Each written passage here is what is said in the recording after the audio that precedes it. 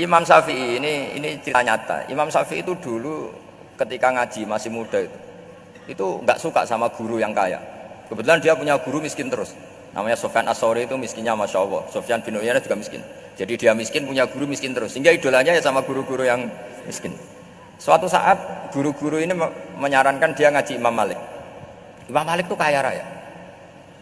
Itu babutnya Imam Malik, kalau diinjek itu mata kakinya tidak kelihatan saking halusnya. Kalah Indonesia lah, kalah. Imam Malik tuh gaya. Kalau ngaji di kursi tinggi terus pakai bukhur, itu pakai dupa Arab yang mahal, pokoknya mewah kali Imam Malik. Terus dia mulai, ini kiai kok kaya.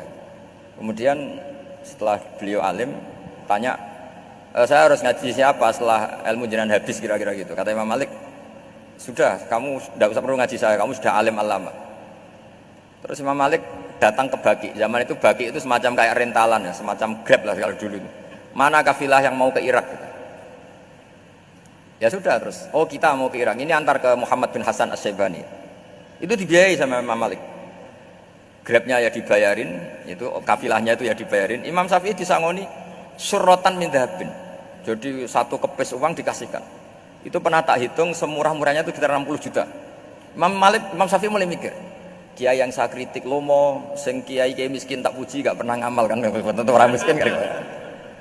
Setelah datang ke Muhammad bin Hasan As-Syaibani, beliau itu pakar usul fikih, muridnya Abu Hanifah. Beliau al-usuli, pakar usul fikih. Itu Muhammad bin Hasan As-Syaibani itu kalau ngitung emas, itu di ruang tamu. Uangnya miliaran, emasnya banyak.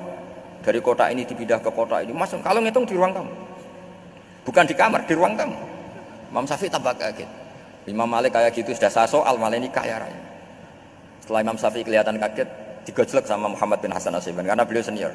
Atajabu min hadza, kamu aneh melihat ini? Iya. Kenapa? Ulama kok kaya raya. Terus kata Muhammad bin Hasan, ya sudah, uang ini tak kasihkan orang-orang fasik, binti gue demenan, gue nyabu, gue macam-macam. Oh jangan, nanti dipakai maksiat. Oh jenengan mawon sing suka. Semenjak itu Imam Syafi'i rubah.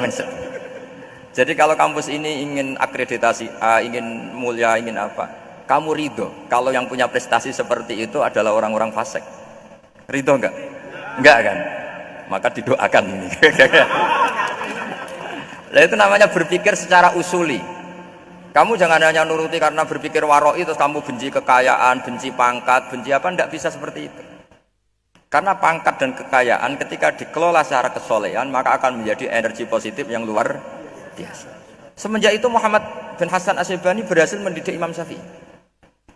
Sampai akhirnya keterusan Imam Syafi'i berpendapat kalau orang Islam bisa bikin rumah tingkat kok punya rumah reot itu haram kata.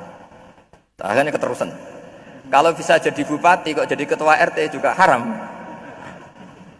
Karena al-Islam ya'lu wala yu'la alaih. Islam itu luhur bukan bisa diluhurin. Sehingga rata-rata orang Syafi'iyah termasuk kiai-kiai Indonesia itu rata-rata ya agak-agak politikus. Ya agak-agak kedonyan, mungkin sebagian kedonyan tenan gitu. Karena enggak ridho gitu loh. Kalau kesempatan itu dikuasai orang fasik kemudian menjadi kekuatan maksiat. Coba kalau bupati itu orang yang fasik. Kemudian programnya supaya rakyat seneng semalaman dangdutan yang purno misalnya. Supaya rakyat seneng dibolehkan dugem, dibolehkan judi. Tapi kalau yang jabat orang soleh kan ada beberapa perda yang menolak penyakit apa? Masyarakat. Jadi kamu jangan melihat bahwa kepangkatan ini hanya sebagai alat korupsi, alat otoriter, enggak. Asal kena orang soleh, maka ini menjadi energi kesolehan atau energi positif. Sebab itu ketika Allah muji para nabi yang soleh, diantaranya disifati apa? Faqad ataina ala Ibrahim al-kitab wal hikmata, terus ayat wa atainahum mulkan azim. Dan Nabi Ibrahim dan keluarganya tak kasih kerajaan yang besar. Nah sekarang masih banyak orang yang cara pandang ngapain bikin unisula yang megah, ngapain berambisi punya akreditasi A dan sebagainya. Menyoal seperti itu salah secara usul fikih. Karena secara usul fikih kesempatan yang baik tentu harus diperjuangkan oleh orang-orang yang soleh. Karena ini supaya jadi otoritas yang positif. Itu dulu ada latihannya. Jadi orang dulu itu gampang sekali ketika milih miskin ditanya, kenapa miskin? Saya ingin hisab saya ringan. Tapi ketika mereka kaya, yang soleh, supaya harta ini tidak dipakai orang yang nanti dipakai maksiat.